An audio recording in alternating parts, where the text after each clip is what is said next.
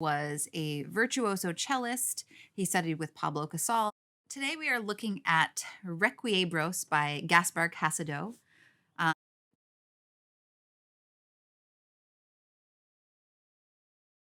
Today we are looking at Requiebros by Gaspar Casado. Casado was a virtuoso cellist. He studied with Pablo Casals, and he composed a lot of pieces, actually. What we know best as cellists is his solo suite, great piece. But this little short celebratory rhapsodic work is a really great addition to any recital, in my opinion. It's really colorful and exciting and fun, and just really joyful. So it's very much in the Spanish flamenco style. So everything about your sort of finding how to play this should be in service of that style. So we're going to talk a lot about the sort of way that the rhythm works and how the sort of pulse gets pushed and pulled to really create that dance-like feeling. I would say the biggest technical challenge from a playing standpoint is that a lot of the piece is in this region of the cello that's not really down in the neck positions, and it's not really up in thumb position. It's in this kind of nether region of the cello where we're kind of like this. So we really want to spend a lot of time finding comfort in that region of the cello and how to play in it comfortably. So right off the bat, we start, the piano has a huge flourish. Can you give me a couple measures just so we hear how the piece begins, and then we come in.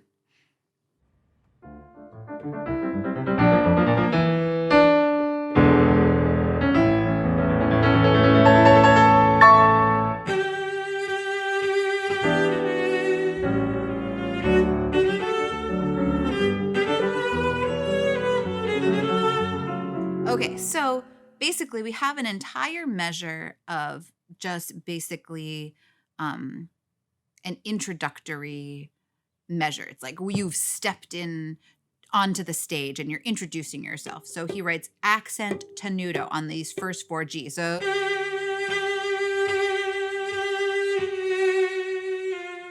that first measure, really out of time, really stretch. Try to find the most declamatory sound that you can find. So a nice little zing of vibrato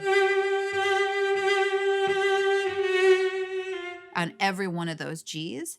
And then it's a tempo, and then it's yum da da da yum ba da da. So all over this piece there is this figure, the 8th 16th note, 8th tied to a dotted quarter. So yum ba da da. So if we were to play this figure perfectly in tempo, let's do that one. So I'll play my introductory bar and then we'll go into it. So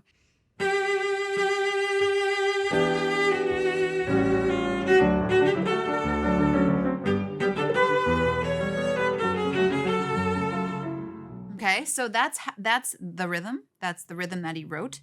But in this style, it really invites you to push and pull the rhythm. Most notably, sort of making the 16th notes really, really quick.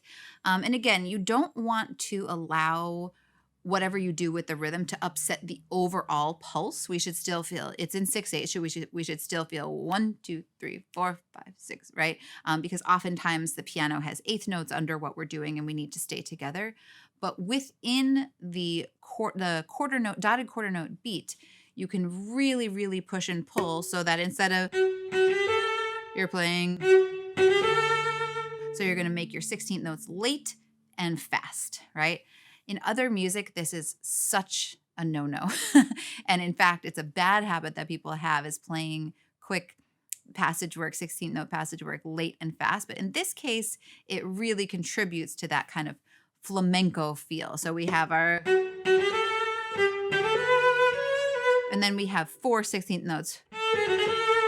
So again, if we were to play them perfectly in tempo, it would be, but in this case, we can sort of lean on the first one and then rush through the next 3 to kind of create that flair.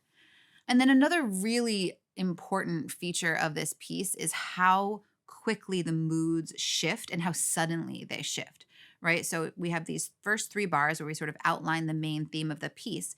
And then he writes this secondary espressivo figure that also comes back a lot of times, but it's sort of interspersed with the main theme. So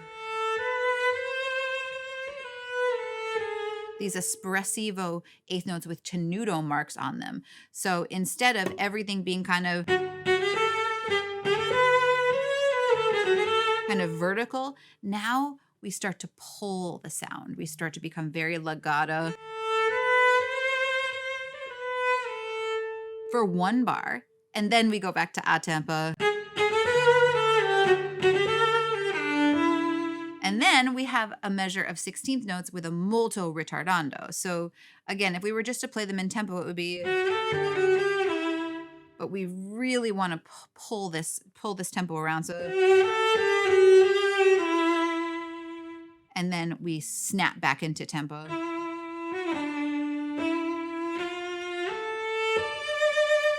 So even within the first 10 measures that the cello plays after entering, there is a cadential opening bar, there's the dance theme, there's an espressivo legato theme, and then there's a ritardando. So there's a lot of tempo changes that happen in a very short amount of time.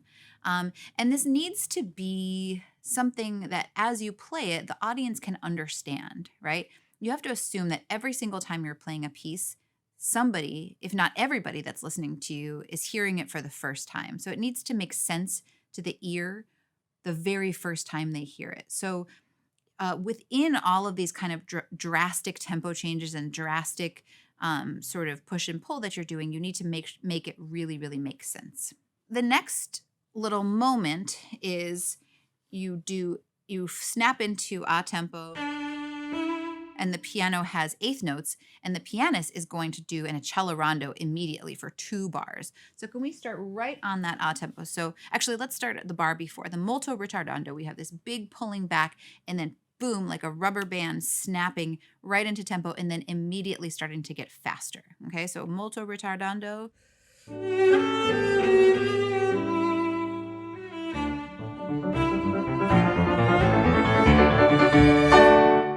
So when you're playing those notes, you really need to be listening to the piano to make sure she's got every 16th notes. And then we reach the top. And then there's yet another theme and yet another feel. So this is, it's marked con anima, which means with animation, with a little bit more sort of energy. But you have 3 eighth notes with tenuto marks. So, and then, so with this rhythm, I like to stretch the eighth notes backwards a little bit. So, and then rush again the next 16th notes. So all of the 16th notes have this kind of breathless quality, this sort of in a hurry quality. And then when you get to the eighth notes, that's when you're kind of pulling back the rubber band a little bit. So can we try this con anima section right on it? And you'll see what I mean about a lot of push and pull.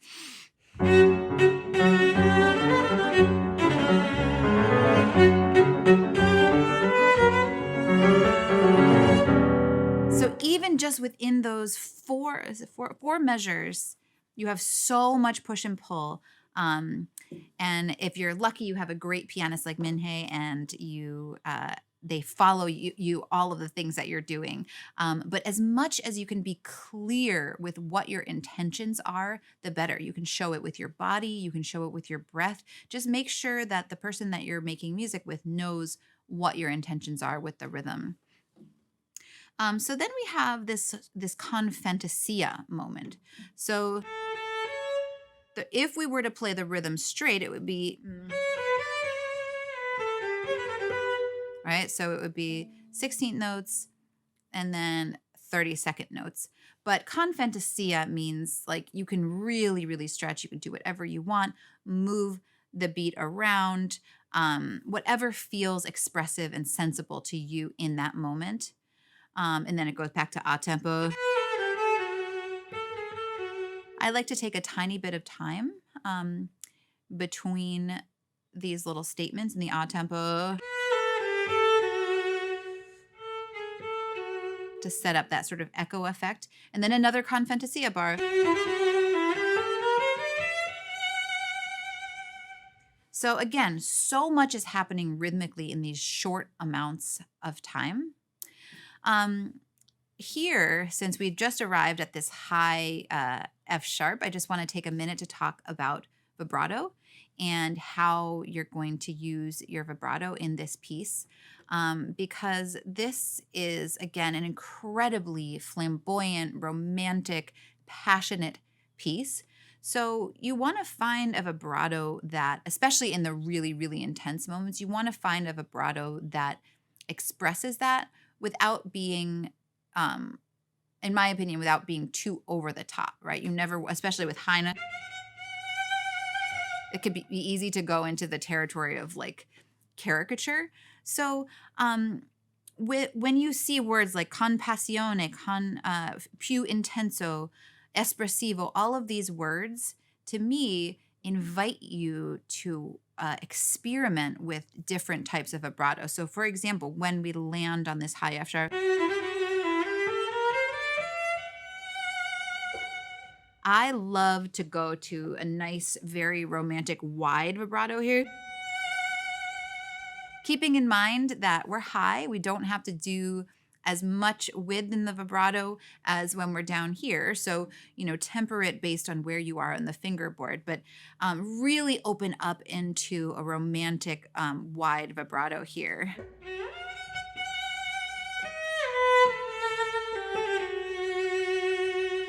Really keep that romantic wide vibrato for this whole section. He writes con passione. I think it really is a true moment of passion. So work on your vibrato to find how you can kind of convey that in the sound. And then we go to another color, which is con dolcezza. So very, very dolce, very sweet. So from these three measures of con passione, we instantly go to con dolcezza. So a lot has to happen between that F sharp and when we go to this A sharp, a new key area, a new feeling. So here you're going to want to go to, we have mezzo piano, con dolcezza, sweet, very much a contrast from the con passione that came before. So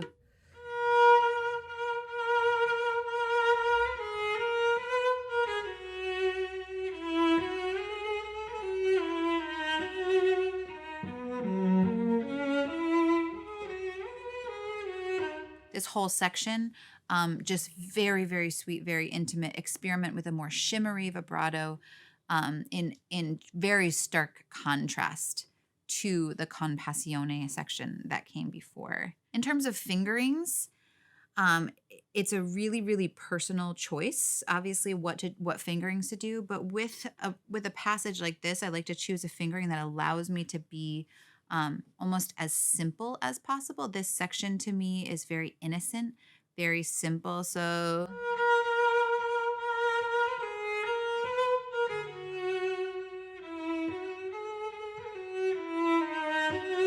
and then crossover.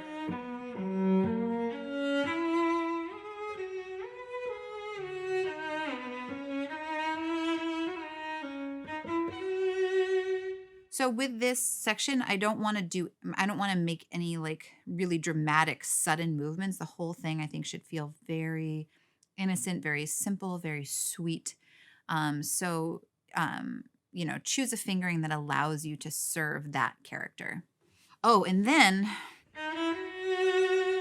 a really amazing moment happens is the più sonoro. We play the beginning of the same melody that we played in the con dolcezza.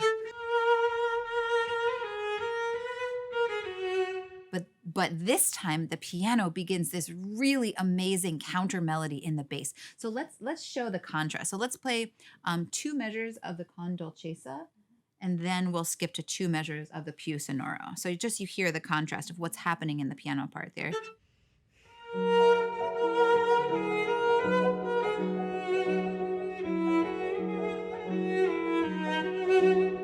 Okay, so now, a couple bars later, we play the same melody, but the piano plays this.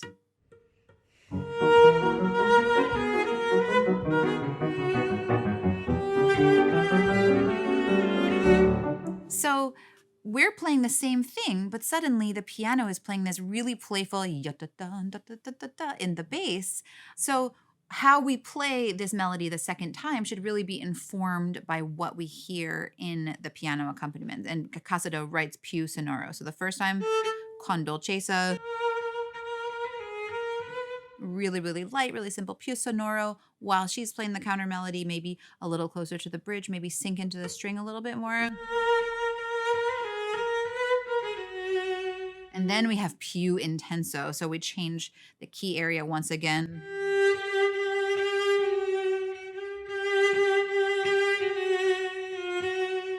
So that's, again, even another sort of re-upping of the intensity of our sound to then bring us back into the same tune that we heard at the beginning. All of that sort of laying out of the initial theme ends with another one of these big accelerandos. You really have to listen to the piano to make sure that you're doing your accelerando at the same rate. So, molto rit.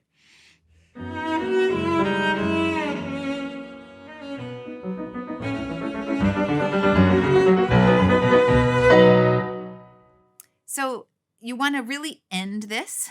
Save every time you arrive at one of these moments. Save your bow so that you can do a big dramatic crescendo and cut off, because that's kind of mimicking what the piano is doing. And then we go to a completely contrasting middle section that's moderato e risoluto con suono energico. So a lot of energy, a lot of expression, but in a more march-like. We switch to 2/4 from 6/8. So it's immediately duple meter, much more march-like. So it's going to have a completely different rhythmic feel to it. And then it's interspersed with these amazing little sort of cadential moments. So here I would say a more, using a more vertical sound. So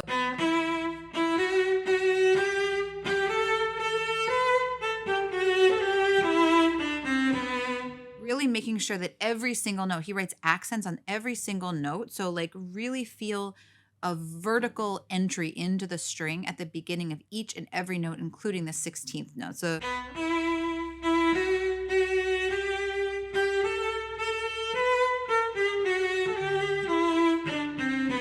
right, this is not our sort of swooning 6/8 like horizontal feel, right? Immediately feel down into the cello at the beginning of every note.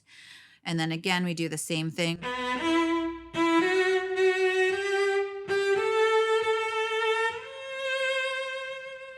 And a little moment of rubato.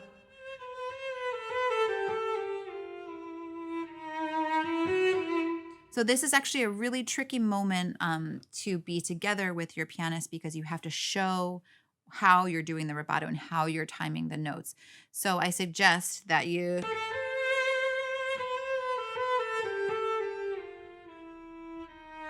give a little cue so that the next tempo is clear where you do the downbeat.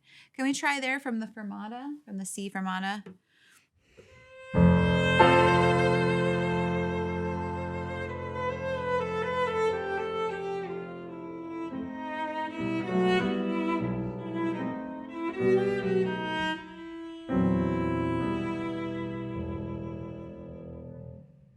And then she finishes her phrase, and then we go right back into that sort of horizontal, that vertical, militaristic march-like feeling.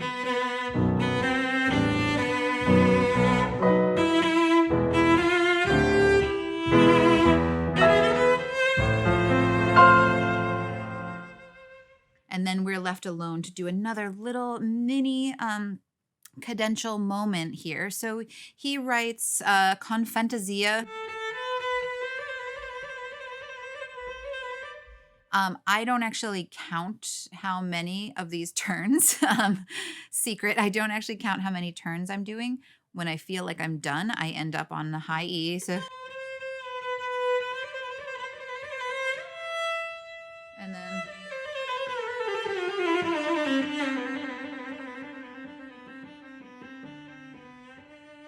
again, I don't count how many of those I do either. Just again, when you feel like, it's a train slowing down.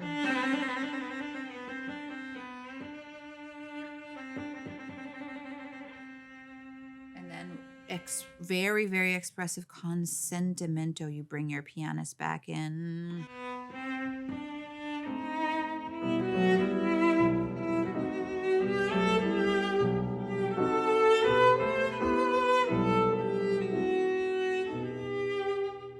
And this sound, again, it should be, I think of this sound as really, really dreamy. So maybe back off the bridge just a little bit more floaty with the bow.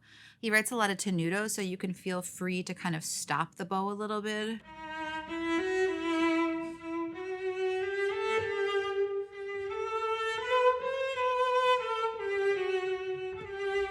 You can use these little tenutos to make the sound in this moment feel a little more spoken. So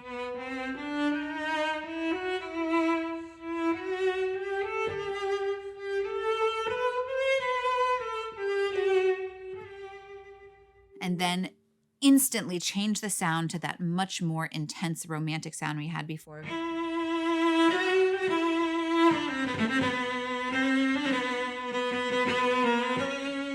This whole section instantly should snap back in to that opening intensity. And we do another con fantasia section just like we did earlier. There is a really nice moment getting back into the final return of the main theme that you're going to want to rehearse with your pianist. So you have a con fantasia allargando.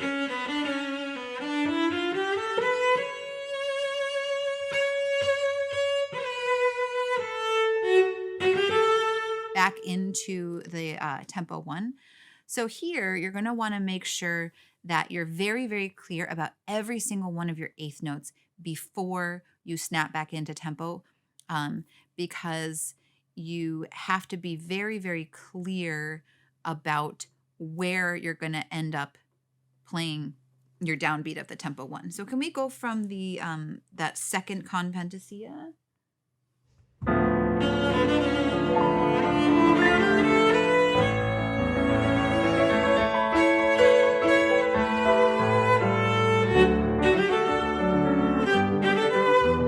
So just making sure that you're really lined up with your pianist on every one of those eighth notes is going to make this return of the initial theme so, so satisfying. And make sure that even within a poco ritardando, so the measure before the tempo 1, we have a tied over eighth note.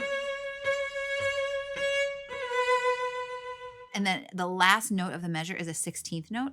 So even within the poco ritardando, make sure it registers as a 16th note, right? So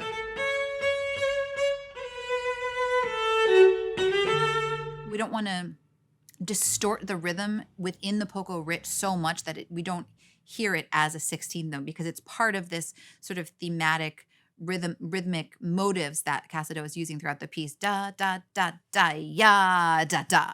Right? So make sure that even within slowing down, we really feel that rhythm.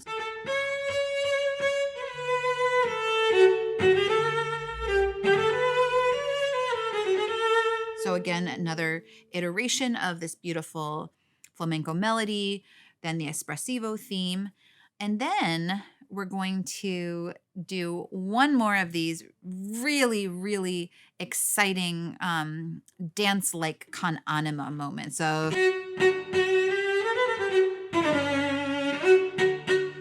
in this moment, it's something that I like to do. You don't have to do it. I feel like it just adds a real extra sort of moment of flair, is like almost double dot my 16th notes. So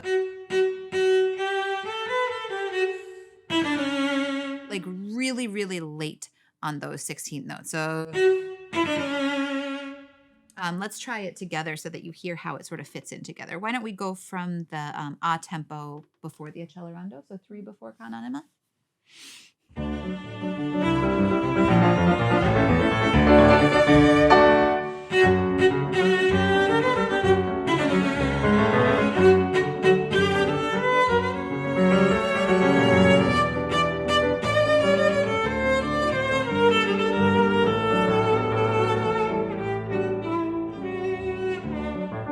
So we have so much happening rhythmically. The main thing I think is that you always you're always aware of the bigger beats within the measure. Always aware of 1, 2, 3, 4, 5, 6, 1, 2, 3, 4, 5, 6. You're always kind of staying aware of that larger pulse, so you never get completely lost in the weeds of all of these tempo changes. So into this very last little moment, which is kind of like the coda after the con anima.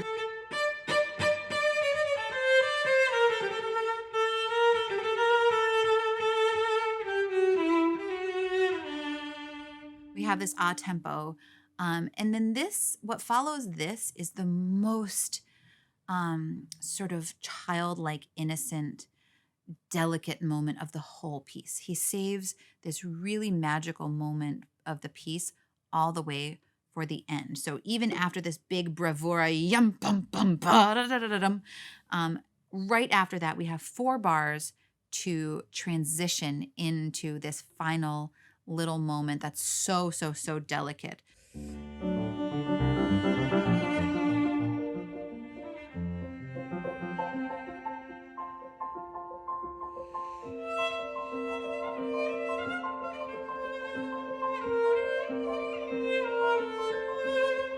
So this is the most delicate, most innocent moment of the piece, and it's so beautiful when it's up so high.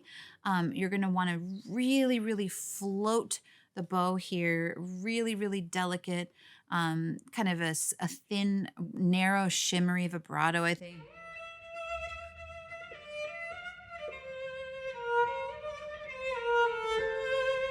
Just really, really keep it incredibly intimate. And then slowly, actually, as we descend the cello, we're going to get a little more and more robust of a sound so that then that can kind of propel us into our final moments. In terms of fingering, I like to use, I like to do half step shifts up here whenever possible. So, and then go to 3rd finger on the E. And then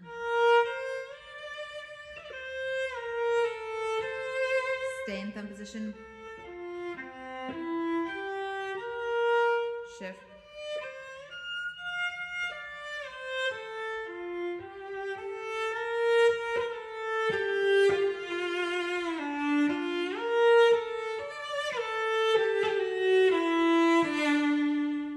I kind of abandon thumb position at a certain point so that I can stay on the A string and, kind of get some more of that intense resonance as we're going to kind of push ourselves back to that original intensity of sound. And then one more big a tempo accelerando that the piano is going to lead. So let's do right on that a tempo.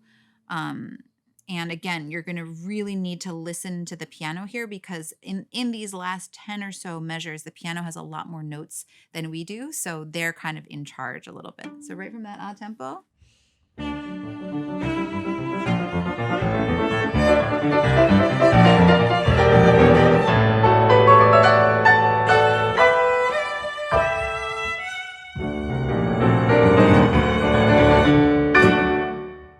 With these trill. The trill is important, of course, but I think what's more important is that you really get these, big D accents. So make sure that wherever you are in your trill that you're really digging in on that. And take as much time as you want. The piano drops out for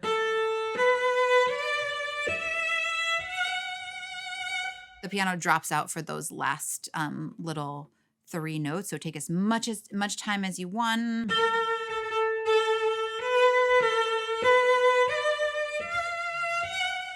Make sure that you're really accenting every single note. And then again, listen to the piano for that final a tempo to make sure that you place your last Pitts chord together, and you'll be golden.